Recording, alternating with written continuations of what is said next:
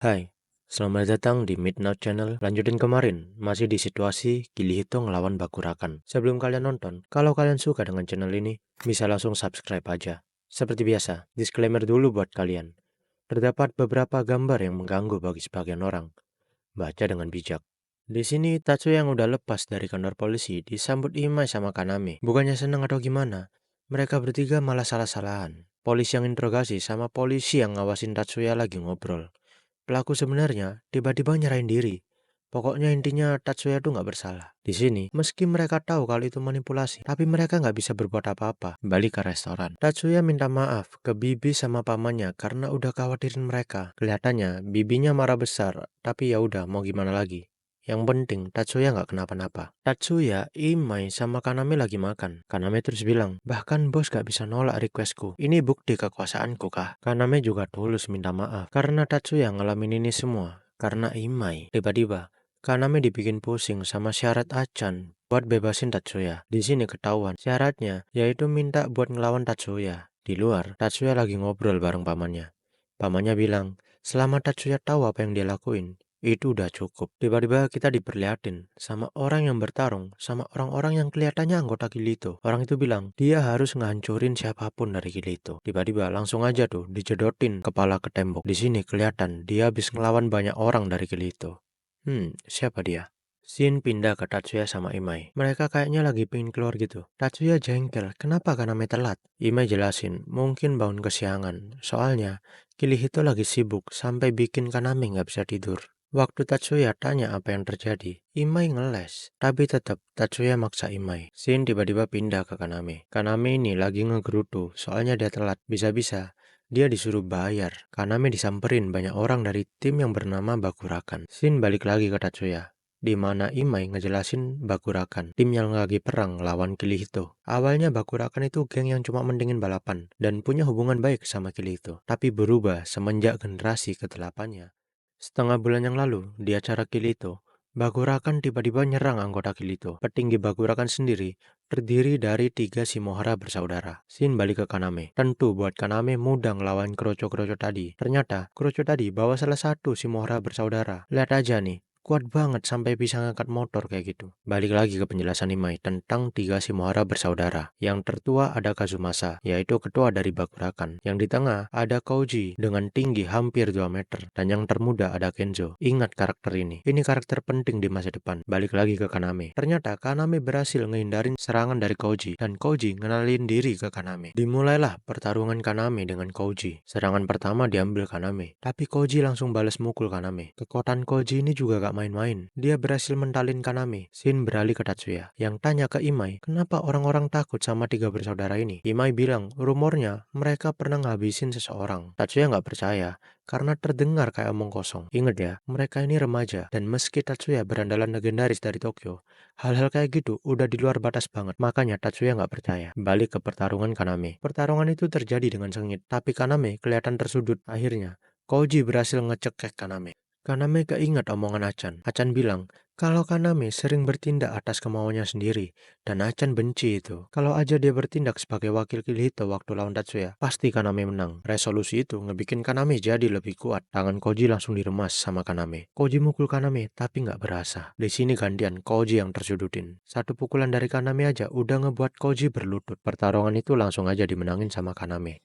Habis ngalahin Koji, Kaname bilang ke kroco-kroco tadi buat ngebawa Koji balik. Sekalian bilangin kedua bersaudara lainnya kalau sekarang kesempatan buat minta maaf ke Kirito. Di perkumpulan Bakurakan, kroco tadi nyampein pesan dari Kaname. Di sini ditunjukin ya, dua bersaudara sisanya. Yang pertama ketuanya yaitu Shimohara Kazumasa dan nomor 3 Bakurakan Shimohara Kenzo. Si Kenzo tanya ke Kazumasa apa langkah selanjutnya. Kazumasa ngerencanain nyerang Kirito pakai jumlah dan nyulik Achan. Udah 1 bulan sejak Tatsuya keluar dari penjara. Setelah dapat teman dan bekerja, Tatsuya mulai berubah sedikit demi sedikit, di mana dia nggak gampang ribut. Meski nahan emosi banget, Tatsuya ngelihat ada anak yang jatuh dari motor. Tatsuya refleks nolongin. Ternyata anak yang jatuh itu Achan. Tatsuya sempat ngira itu cewek, sampai Achan bilang dia itu cowok. Achan coba naik motor lagi, tapi tetap aja jatuh. Kemudian mereka berdua istirahat. Tatsuya nyoba nenangin Achan yang nggak bisa naik motor. Di situ Achan nangis dan bilang kalau Tatsuya baik banget, beda sama teman-temannya yang ngajakin dia nggak bisa naik motor. Achan bilang juga yang paling parah temannya yang kelihatan kayak bapak-bapak. Tatsuya juga ngomongin dia punya temen mirip kayak gitu. Mereka lagi ngomongin Kaname nih. Tiba-tiba orang-orang dari Bakuraken datang buat nangkep Achan. Achan bilang ke Tatsuya buat lari aja. Tapi tiba-tiba Tatsuya diserang. Achan malah sibuk ketangkep dah itu. Tatsuya mau bantu juga lagi dikeroyok. Tapi tenang, kroco macam gitu bukan tandingan Tatsuya. Tatsuya berhasil ngalahin kroco-kroco itu. Langsung keinget Achan dong yang diculik tadi. Tapi di sini Achan udah berhasil ngalahin kroco tadi. Bahkan Tatsuya bingung gimana caranya Achan ngalahin kroco tadi pakai tubuh yang kecil kayak gitu. Tiba-tiba dari belakang Tatsuya diserang pakai kunci Inggris. Tatsuya berhasil menghindar. Ternyata yang nyerang Tatsuya itu Shimohara Kenzo. Waktu Tatsuya mau ngelawan Kenzo, polisi datang yang ngebuat mereka akhirnya bubar. Scene berpindah ke tempat bowling, di mana Tatsuya nyeritain ke Kaname kalau dia tadi diserang sama Bakuraken. Kaname bilang ke Tatsuya ada orang yang mau dikenalin. Tatsuya dibawa buat nemuin Achan. Waktu mereka berdua ketemu, masing-masing kaget karena mereka berdua udah ketemu tadi. Achan kegirangan dan bilang pantas saja Tatsuya kuat. Ekspresi Achan tiba-tiba berubah jadi nyeremin karena ketemu orang yang dia tunggu-tunggu selama ini. Seisi ruangan jadi gelisah gara-gara Achan. Karena di situ nggak dibolehin ribut, Achan ngajak Tatsuya keluar, tapi nggak dibolehin sama Kaname. Kaname bilang dia belum ngasih tahu Tatsuya apa yang terjadi. Achan malu dan protes ke Kaname. Kaname pingin Tatsuya ketemuan dulu sama Achan sebelum bertarung. Tatsuya bingung kenapa tiba-tiba Achan nunjukin permusuhan ke dia. Seperti udah siap ngabisin Tatsuya. Tiba-tiba Keigo maju buat ngehentiin Tatsuya. Semuanya jadi runyam. Ditambah, Kaname bilang ke Keigo buat lepasin Tatsuya. Tatsuya itu tamu Kaname. Makin tambah runyam lagi karena gantian Tatsuya sama Kaname yang ribut. Imai yang lagi nyantai udah ngira ini bakal terjadi. Tiba-tiba Imai disamperin cewek yang dia panggil Chihiro. Chihiro jalan ke arah keributan itu. Imai bilang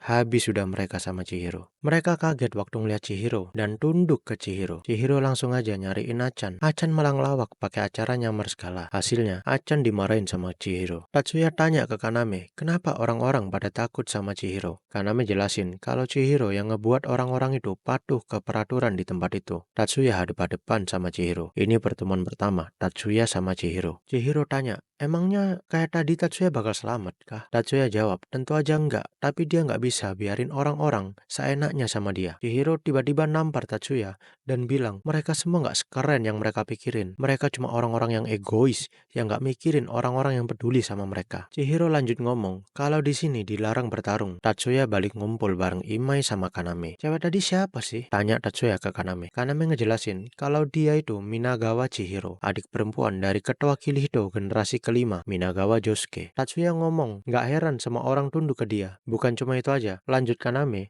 saat perang besar keempat geng besar di West Chiba, salah satu korbannya adalah Minagawa Josuke. Bisa dibilang, Chihiro adalah salah satu korban terbesar, sekaligus simbol perdamaian tempat itu. Bukan cuma itu, semisal ada geng lain yang nyerang dia, otomatis Kili itu nggak tinggal diam. Hal itu ngebuat perjanjian damai 4 geng jadi rusak. Tiba-tiba aja, Kaname dapat telepon urusan Kirito. Kaname pun pergi bareng Achan ninggalin Tatsuya sama Imai. Ternyata, anggota Kirito nangkep Kroco yang nyerang Kaname yang lagi dicurigain mata-mata dari Bakuraken. Kaname kenal mereka dan ngomong kalau dia familiar sama Kroco ini. Kroco itu udah mikir mereka bakal habis soalnya ketangkep geng musuh. Tapi Kaname malah nolong mereka dengan ngomong kalau mereka ini dari fans klubnya Kaname. Dilepasin lah itu Kroco tadi. Sambil Kaname bilang kalau mereka ngelakuin ini lagi, Kaname nggak akan bisa nolong mereka. Tapi Achan tahu kalau Kaname bohong dan bilang kalau acting Kaname itu jelek banget. Tapi Achan ngebiarin itu soalnya Kroco tadi nggak dapat informasi apapun dari Kirito. Achan juga ngomong pingin ngebuat Tatsuya masuk ke Kirito. Tiba-tiba kita diperlihatin lagi Kroco itu lagi diikat. Ternyata mereka lagi disiksa sama Kazumasa. Kazumasa yang ngerasa nggak puas malah ngambil alat gerindra cuy. Emang nggak waras nih orang. Kazumasa udah siap buat ngemoles tuh gigi Kroco. Tapi tiba-tiba diberhentiin sama Kenzo dan bilang kalau hal yang dilakuin Kazumasa udah kelewatan. Kazumasa ngelepasin tuh Kroco. Ternyata mereka diam-diam disekap di tempat kerjanya Kazumasa. Di sini Kenzo minta maaf ke mereka dan maklumin perlakuan Kazumasa. Soalnya perang sama Kirito itu penting banget buat Kazumasa. Salah satu Kroco tuh ngejawab kalau tujuan perang ini biar jadi 4 geng besar gantiin Kirito kan. Kenzo jawab di satu sisi memang benar tapi ada tujuan lain dari itu. Tiba-tiba scene ganti ke sebuah pertemuan. Ada sebuah masalah di mana salah satu anggota Bakuraken nabrak mobil dari geng lain yang namanya Neighborhood atau NF yang dipimpin sama Harikawa Junya. Di sini NF minta tebusan 1 juta yen atau sekitar 100 juta lebih. Dikira bakal perang, Kazumasa malah nyerahin uang itu secara sukarela. Anggota Bakuraken lain kaget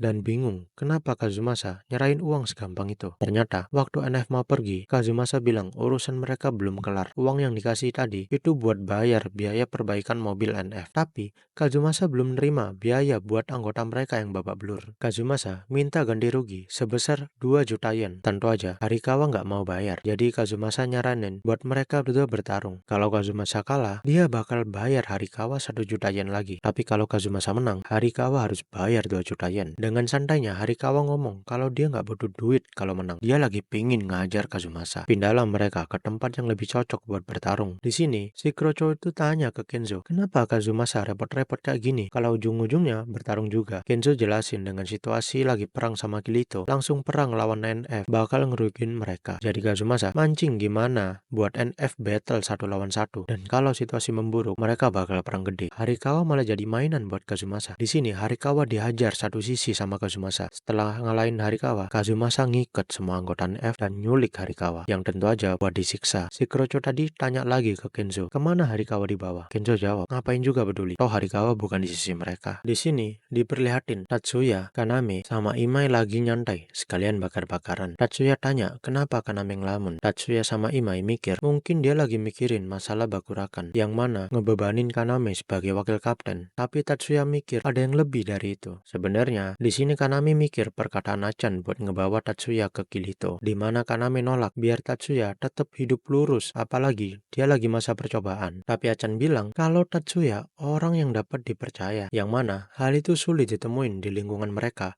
yang diisi oleh orang-orang yang mudah berkhianat. Kaname nggak mau Tatsuya makin terseret di saat dia udah bertekad buat hidup lurus. Panel beralih ke Kroco bawahan Kenzo. Di sini dijelasin alasan sebenarnya dari Kazumasa. Tujuan Kazumasa adalah ngambil semua jaringan dan pasar bawah dari keempat geng utama di West Chiba, dan mereka akan berada di wilayah abu-abu di mana mereka bisa disebut Yakuza tapi juga warga biasa. Balik lagi ke Tatsuya. Di sini Kaname semakin ngelamun yang ngebuat Tatsuya nyaranin bantuan dia dan terus-menerus nyaranin bantuannya. Kaname tiba-tiba bangkit berdiri dan mukul Tatsuya. Dia bilang Tatsuya harus belajar nutup mulutnya. Hal itu ngebuat Tatsuya balas nyerang balik Kaname. Pertarungan itu terjadi dengan sengit, di mana mereka berdua bertarung hingga kelelahan, hingga keduanya babak belur. Kekuatan keduanya saling beradu tanpa henti. Di tengah-tengah pertarungan, Tatsuya yang bingung bertanya ke Kaname apa yang terjadi. Kaname menjawab, jika yang seharusnya Tatsuya khawatirkan bukan Kirito ataupun dirinya, namun paman dan bibinya yang merawatnya. Pertarungan terhenti karena bibi Tatsuya muncul dan memarahi Kaname karena mengganggu tetangga. Kaname beralasan kalau mereka berdua hanya sedang bercanda. Di sini Tatsuya keterlaluan dengan mengatakan dia membenci Kaname dan tidak ingin lagi bertemu dengan dia. Kaname pergi meninggalkan mereka, diikuti dengan Imai. Di sini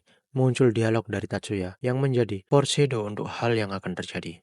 Selalu seperti ini, kita sering menyakiti sesama untuk menjaga harga diri kita yang tidak berharga. Dan yang selalu terjadi adalah kau tidak pernah menyadari apa yang berharga bagimu sampai kau kehilangannya. Sialnya, Kaname yang pergi dengan wakil skuadnya yang bernama Muto tiba-tiba dikepung oleh gerombolan bakurakan yang dipimpin oleh Kenzo. Kenzo pun menanyakan apakah Kaname baik-baik saja karena dia kelihatan terluka. Kaname mengejek Kenzo karena dia tidak punya nyali. Kenzo tidak menolaknya dan mengatakan kalau dia tidak pernah hebat ataupun suka bertarung. Kenzo memberikan pilihan ke Kaname, ikut dengan damai atau dengan kekerasan. Kenzo memberi waktu 1 menit untuk mereka berpikir. Tentu, Kaname tidak akan pergi tanpa perlawanan. Kaname dan Muto bersiap-siap untuk bertarung. Setelah 1 menit, Kaname langsung menyerang Kenzo. Kaname dan Muto tidak diuntungkan dalam pertarungan jumlah ini, tapi mereka dapat memberikan perlawanan yang sengit. Shin berpindah kembali ke Tatsuya dan bibinya, di mana Tatsuya merenungkan kesalahannya terhadap Kaname. Bibi mengatakan, jika Tatsuya bersalah, Tatsuya tahu apa yang harus dilakukan selanjutnya. Di sini muncul dialog Bibi. Hidup kebanyakan adalah kumpulan penyesalan yang tidak bisa kita hindarkan. Yang penting adalah apa yang kita lakukan setelah kita menyesal. Tatsuya pun berlatih meminta maaf ke Kaname,